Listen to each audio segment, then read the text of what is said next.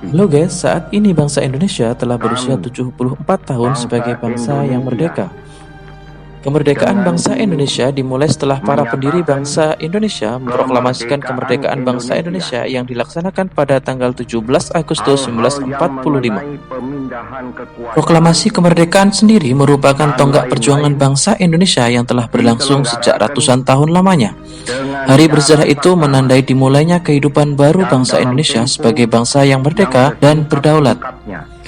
Selain sebagai peristiwa besar yang mampu merubah status Indonesia dari bangsa terjajah ke bangsa yang berdaulat, peristiwa proklamasi juga menyimpan fakta-fakta menarik yang mungkin belum kalian ketahui. Berikut fakta-fakta menarik dari sisi lain proklamasi 17 Agustus 1945.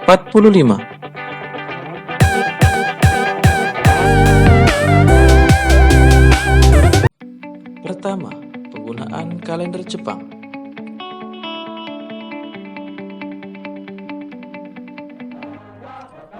Meskipun Jepang hanya berkuasa kurang lebih 3,5 tahun, namun dampak yang diberikan cukup luas dalam berbagai bidang kehidupan.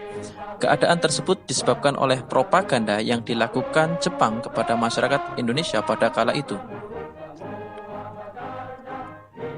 Propaganda yang berlangsung masif dan terus-menerus memberikan dampak bagi masyarakat Indonesia.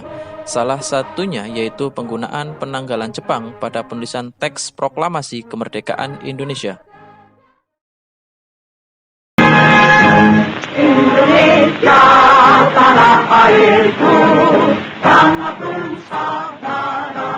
sebagai warga negara yang baik, semua orang Indonesia pasti sudah tahu bahwa bangsa Indonesia merdeka pada 17 Agustus tahun 1945.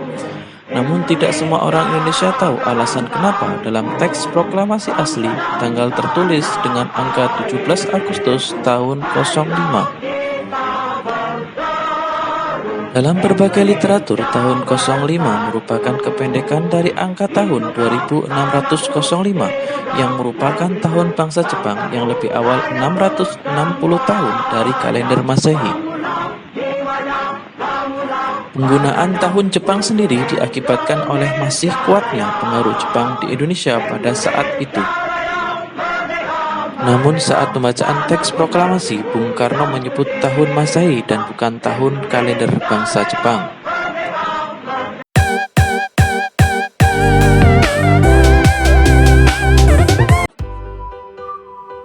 Kedua, rekaman ulang suara Soekarno. Proklamasi. Suara Bung Karno yang kita dengar saat membacakan teks proklamasi saat ini bukanlah rekaman asli tahun 17 Agustus 1945. Faktanya, rekaman tersebut merupakan rekaman ulang yang dilakukan pada tahun 1951, tepatnya di studio RRI Jakarta, yaitu setelah 6 tahun bangsa Indonesia merdeka. Dengan cara saksama.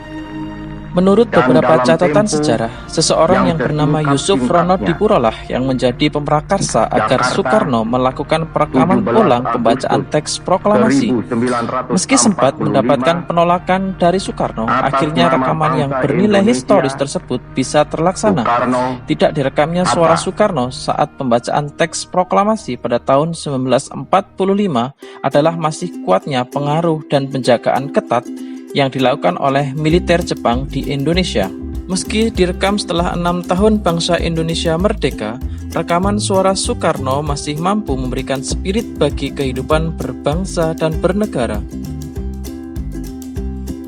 Itulah tadi beberapa sisi lain dari sekitar proklamasi kemerdekaan Indonesia. Terima kasih sudah menonton dan sampai jumpa di video-video sisi lain selanjutnya.